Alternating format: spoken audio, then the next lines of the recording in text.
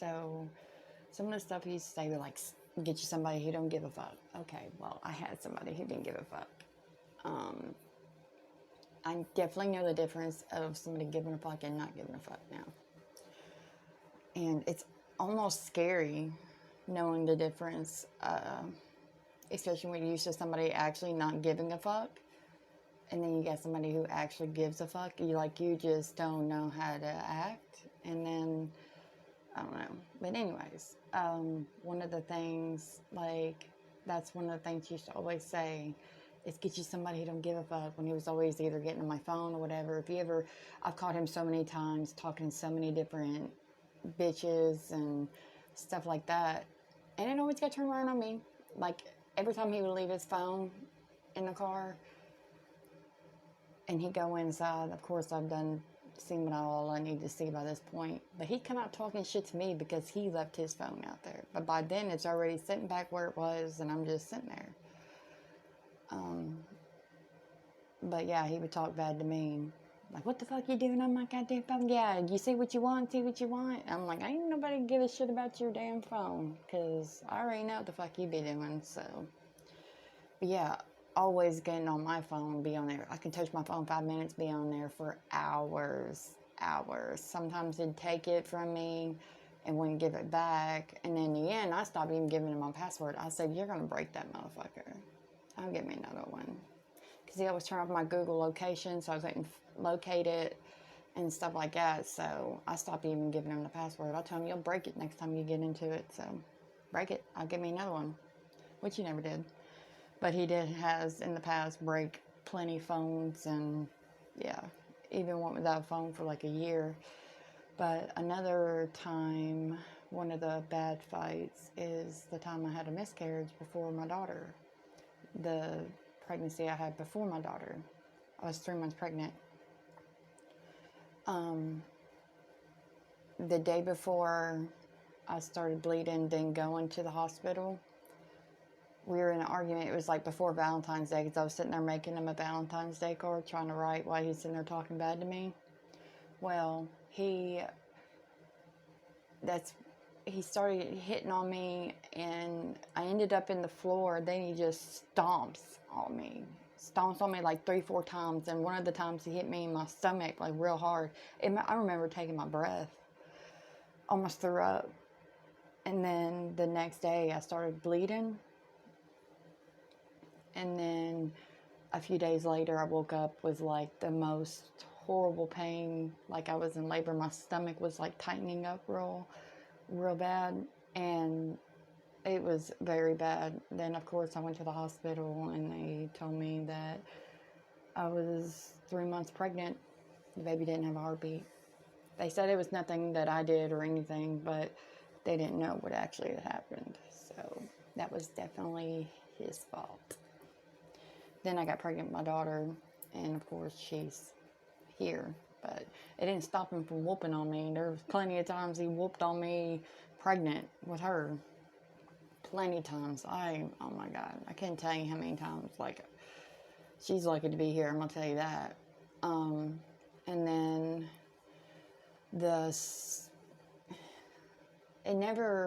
it got so shitty, like, with how he would say that I wasn't a good parent, that I didn't give a fuck about my kids. My kids hated me. He would tell my kids to spit on me, disrespect me, and shit like that. And tell my kids horrible shit, lies. Like, it was very fucked up how he tried to manipulate my kids like that. And a lot of times I would run in there and jump on them to hide from him. I know it's very fucked up for me to do, but that was the only way he would stop, usually.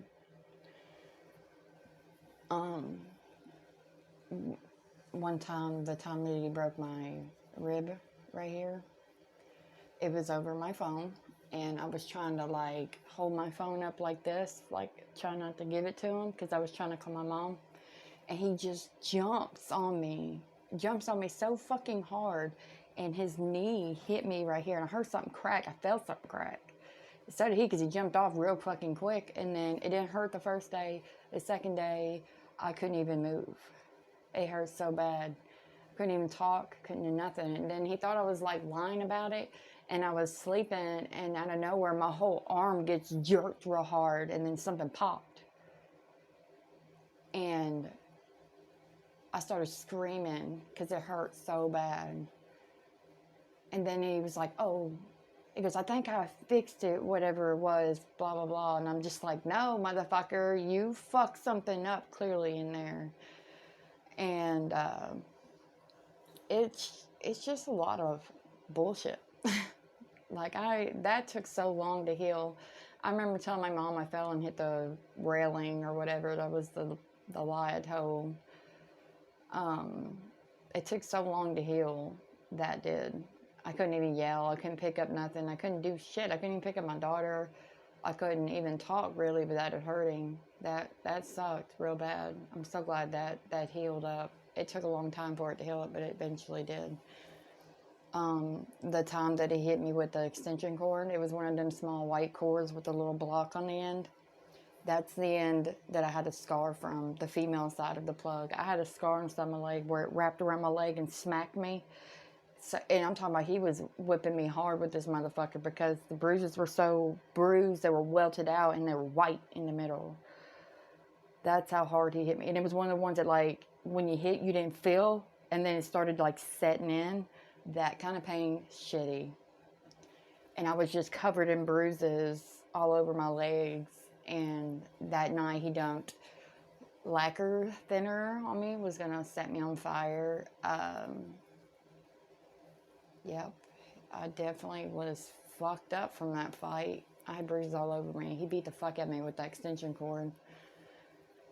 That was definitely a time I remember and will never forget.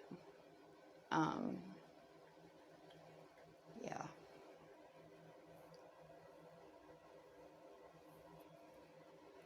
And it was very bad. Thinking about it, talking about it out loud, is hearing myself is like, oh goddamn. Like, everything I say is true though. I went through it. It's very fucking real. I found out the other day that he finally got caught by the police, so he's in jail. And I felt so relieved because I can't tell you how many times I've woken up thinking he's going to be right here outside to get me, like he always said he would. And I can't tell you how relieved I am knowing that he's not out here, that I don't have to worry about running into him. I don't have to worry about none of that. Like, it's finally over. Because he was threatening me to take my posts down. He had family members threatening me to take the post down, and I'm not going to. I lived with that devil for fucking long enough, and I fear fucking nothing. There's not a person out here in this world that scares me, because I lived with somebody that I was fucking absolutely terrified of. So, I'm more scared of spiders than anybody. And, so, that being said,